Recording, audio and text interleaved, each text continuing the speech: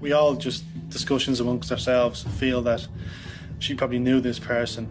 The attack happened in the bedroom, and if it was just a random burglary, it's somebody she wouldn't know. In October 2004, forensic investigators and detectives arrived at a house in North Dublin. Rose Callalay had called emergency services when she'd gone round to find out where her daughter had gotten to. Her adult daughter Rachel lived in the house with her husband Joe and 2 children, but on this cold October afternoon, the nursery group her youngest son had gone to had called her husband Joe when Rachel had failed to pick up their son. It was completely unlike Rachel.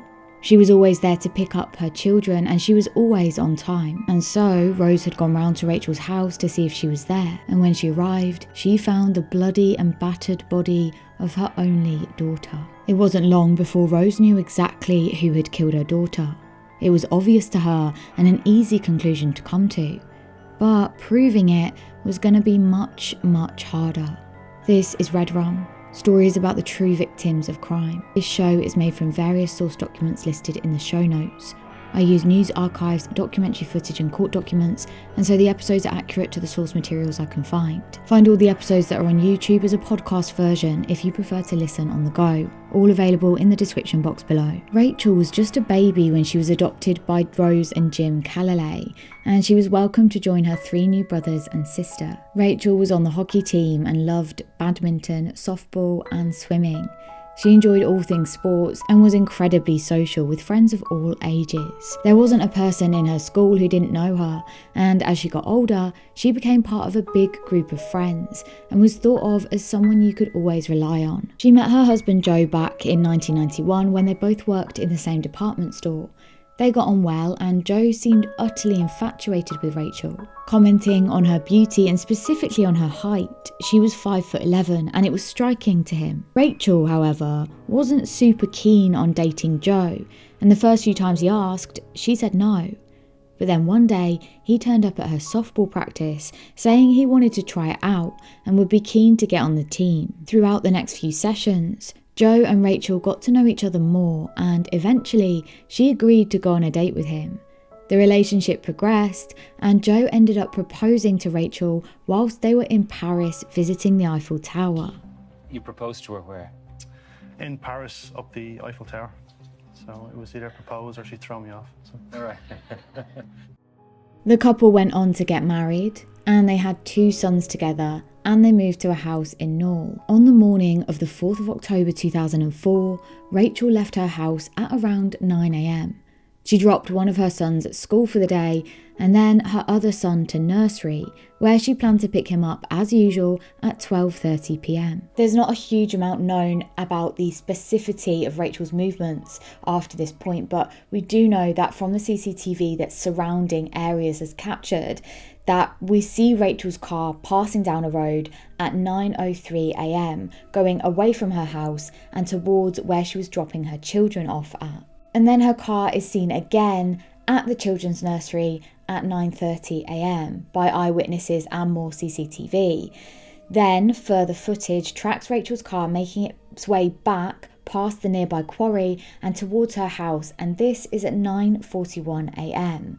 From the spot her car has been seen at, it's just a 30-second drive from there to her house on Lambay View. The next thing that happened, at least officially, was that at around 12:45 p.m, Joe's phone started ringing. It was someone from the nursery informing him that Rachel had just failed to pick up their son. Joe said that he began to worry. This was completely unlike Rachel, and so he called her mobile phone, but she didn't answer. And so he then made the decision to make the journey to go and pick his son up. And whilst he was doing that, he also called Rachel's mum and dad at their house and asked if they'd seen her, but they hadn't. But Rachel's mum, Rose, agreed that she would go out and look for her. The only thing that Rose could think of at this point was that perhaps Rachel had gotten into some kind of an accident or had a fall and wasn't physically able to get to pick her son up. Nothing else would have stopped her. Joe then called Rachel's brother Anthony to let him know what was going on and see if he'd heard anything from her, but he hadn't. And with that, Rose told Joe that she would go to the house that Rachel and Joe lived in and see if she could find any evidence of where Rachel might be. Joe was still at work at this point, about to leave to pick the children up, and so Rose said he would call her with any news. It was around 2 p.m. that same afternoon that Rose arrived at Rachel's house, and she saw Rachel's car parked outside, and so believed that there was a chance Rachel was inside the house. As Rose approached the door, she noticed that it was slightly open, and so she went straight inside. She could see straight away that something wasn't right.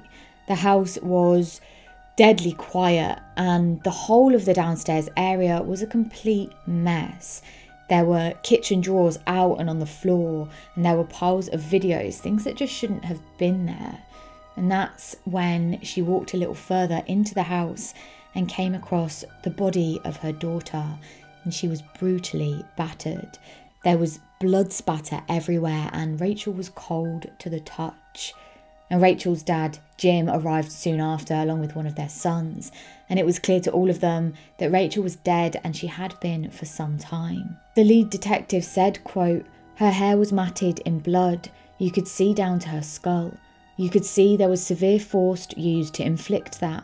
So the poor woman had no chance whatsoever, absolutely none. It was savage, cold, just unbelievable."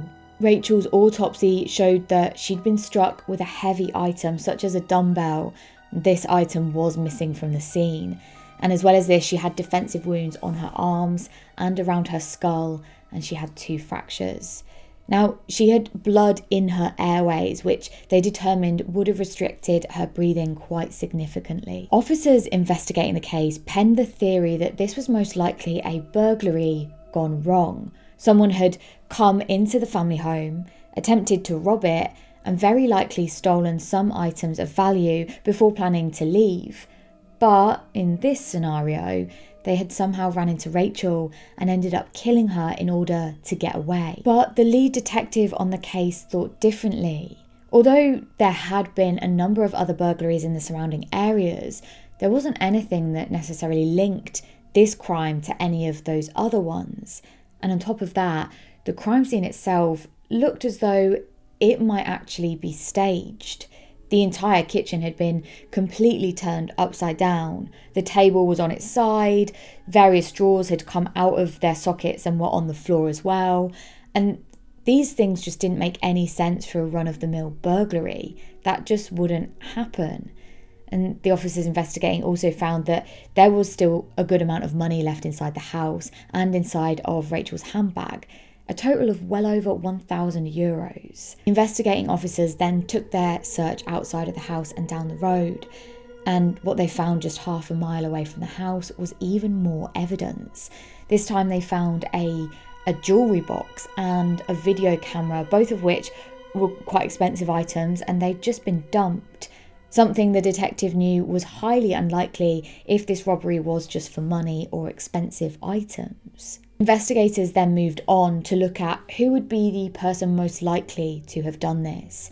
Rachel's body had been viciously beaten, and it was beaten in such a way that the lead detective thought the perpetrator must have known Rachel or had some kind of connection to her. And so they asked Rachel's husband, Joe, if he knew anyone who might have wanted to hurt her or might have had some kind of problem or vendetta against the couple. Now, Joe came up with some names quite quickly. He could think of quite a few people in this category, especially people who he had a problem with, or people who might have hurt Rachel to get back at him, including a few people who he'd been in charge of actually firing as part of his work. He was working at an outdoor advertising agency, and that was one of his jobs.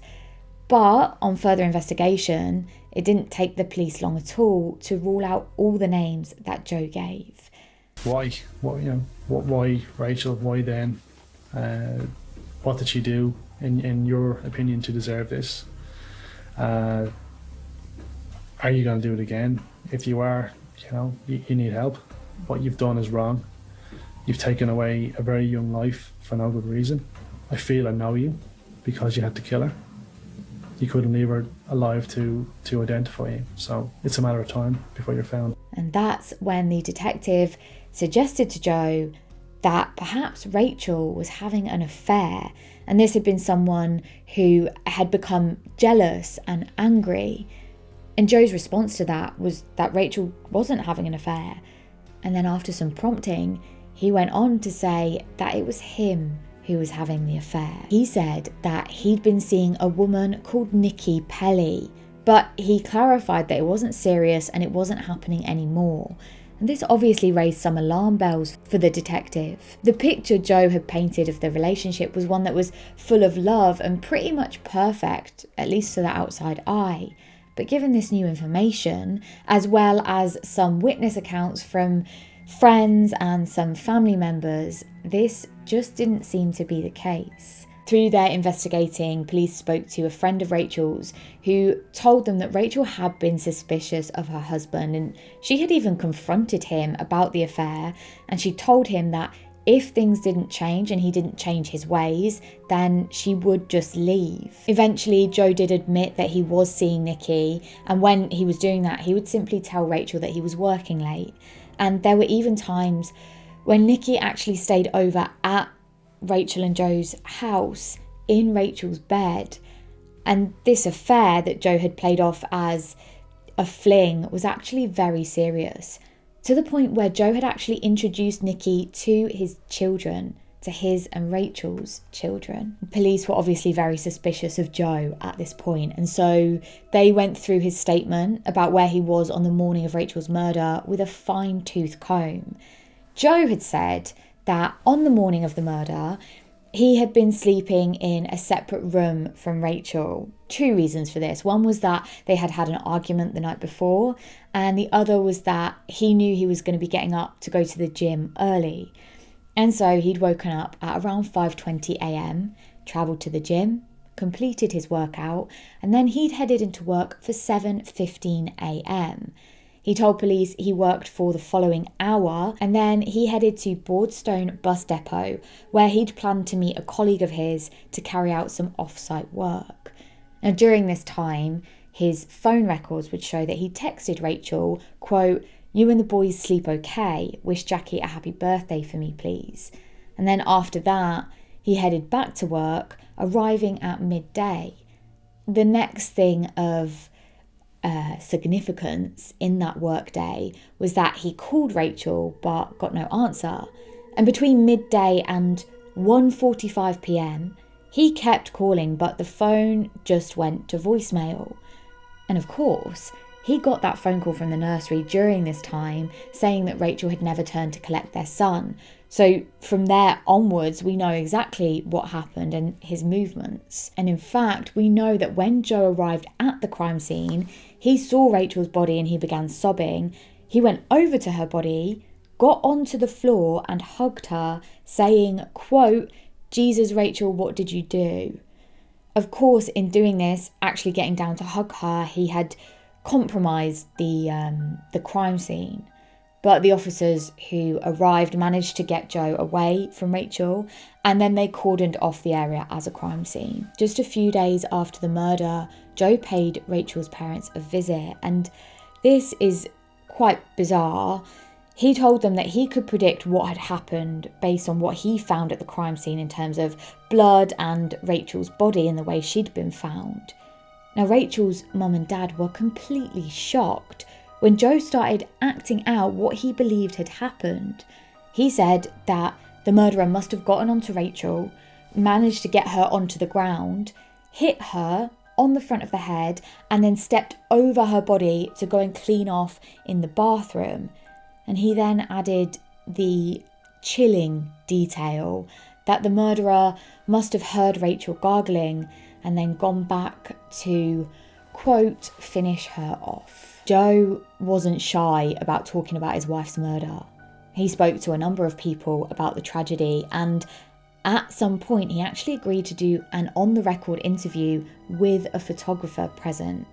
And in this interview, Joe was incredibly vocal and detailed about the crime scene and what it was like. And yet again, he reenacted what he believed must have happened. Actually, in this case, getting down on the floor in front of the journalist and the photographer and again just acting out, as he'd done with Rachel's parents, what he thought must have happened to Rachel. Joe's public appearances did not end there though. He then appeared on a TV show where he answered questions about Rachel, and he was adamant that Rachel must have known her killer. Meanwhile, the investigation continued, and there was a specific incident room set up at the station, and alongside this, door-to-door inquiries were conducted in the local area.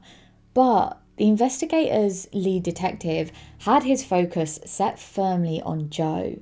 He had discovered that Joe had continued his affair with this same woman, Nikki Pelly, the same woman he'd been cheating on Rachel with. And in fact, when he was out appealing for information about who Rachel's killer might be, and he was doing one of these TV appearances, he was offered a hotel as part of this, and he declined the offer so that he could go and spend the night with Nikki. But then police got a bit of a break. Joe's alibi of being at the bus depot on the morning of his wife's murder just didn't check out. The colleague he was supposed to be meeting at the bus depot had called Joe. Joe had answered, and he had said that he was there, he was just in a different area of the depot.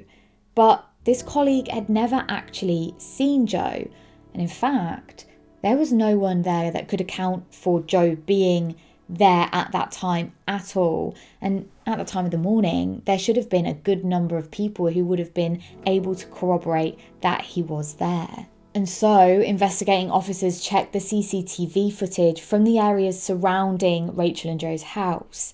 And on closer inspection, they saw the same car that Joe drove heading towards the family home a little after 9 a.m. And then they tracked that same car heading back away from the house at 9:59 a.m. Police needed to get specific about the car, and they wanted to link that one in the CCTV footage to Joe for definite. And so they went through all of the cars in the local area that matched Joe's car, and they managed to eliminate most of them, eventually doing them one by one. It was painstaking work. Now, eventually they honed in on the one and only car that could be in that area up near that house at that time. It turned out it was most likely Joe's, no surprises there. But even with this, they needed even more solid evidence that would hold up in court. Most likely isn't with certainty, and so they had to search for more evidence. The car evidence just wasn't good enough. Now, thankfully, police did have access to Joe's phone records, and specifically, they got the tracking data. And this tracking data placed Joe going from his home to the office, then to the bus depot, and then after that, his phone travels all the way back from the bus depot towards the direction of the family home. Then at 9:25 a.m, it's tracked right next to his house, and this is completely at odds with his alibi and completely demolishes his alibi, and it places him at the scene of the crime. So Joe was arrested and he was questioned by the police, but he just refused to answer any questions, saying no comment to most of them. And unfortunately, even with all of the evidence that they gathered, they weren't able to locate any kind of murder weapon and any kind of other evidence. The only evidence they did have was circumstantial and just wouldn't hold up in court on its own. And so they had no choice but to let Joe go free. It was painfully clear to both the detectives and Rachel's family that Joe was most likely the murderer, but without the evidence to prove it, there really wasn't a whole lot they could do. Thankfully, it wasn't long before police got another break. This time, a friend of Nikki Pelly, the woman who Joe had been having the affair with, called police to say that Joe had told Nikki that if he would get away with it, then he would kill Rachel. And so because of that information, Nikki was arrested and questioned about this, and she admitted it. She said that Joe had told her that it was true, but at the time, she never took it seriously. Police had previously confiscated Joe's computer and a number of emails had been deleted, but the forensic technicians could see that they'd been deleted and they managed to retrieve them. And what they found was chilling. On the 9th of June 2004, so 4 months before Rachel was killed, Joe had been emailing with his sister Anne, and these emails were telling. He spoke specifically and extensively to both Anne and other members of the family about how Rachel had been a bad mother, and he was making out that she was completely unable to care for the children. Now, he was extremely descriptive and horrific in what he was saying, none of which seemed to be true in the slightest, but even so, Joe's own mother got so worried that she called social services, who did actually get involved. Now, of course, they couldn't find anything to point towards Rachel as anything other than a loving and caring mother. But either way, Joe continued to try and make her feel as though she wasn't able to care for their children and that she wasn't a fit mother. One set of emails from Joe to his sister Anne spoke about how the social services team were leaning towards Rachel and that she was going to get the children. If they got divorced, then it was clear to him that he would only be able to see his children at the weekends, and he just wasn't up for that. He did not want that to happen. It became blindingly obvious that he wasn't going to let this happen, and he would have to get rid of Rachel in any way he saw fit. This was extremely compelling, and along with all of the other evidence that they had gathered over the previous couple of years, it was in 2006 that they decided they did have enough against Joe, and so they arrested him. The case did go to trial, and Joe was found guilty and sentenced to life in prison. It's clear that Rachel was incredibly loved by those around her, all of her friends and her children. But what really stuck out to me when researching this case was the heartbreak her parents went through. And sadly, at just 31 years of age, their other daughter, so Rachel's sister Anne, passed away from cancer. Rachel's mum, Rose, said that she was in a bad way from the time Rachel died all the way up to her death. She was paranoid, believing that Joe was out to get her, and she was constantly fearful of noises she'd heard around the house, thinking that, and telling her mum and dad that someone was actually trying to get into her house. She would often turn up to her mum and dad's house in the early hours of the morning, just wanting somewhere safe to stay for the night. I have said it before, I am sure I'll say it again. If you are in a bad relationship or a relationship that you just don't want to be in anymore, and you think, maybe the way out of this is to kill my partner, just stop for a second, think about it again, and then decide to just leave rather than kill them. Please. I'm researching a case at the minute, which is about a woman who her husband died, and then she wrote a book on grief, and then she got arrested for the murder of her husband. So you don't need to do that. You can just go. You don't need to kill them. Anyway, I hope you enjoyed this episode of Red Rum. Thank you so much for watching. Happy New Year as well. I am so glad to be back. Anyway, I will see you next time for another episode of Red Rum. Bye.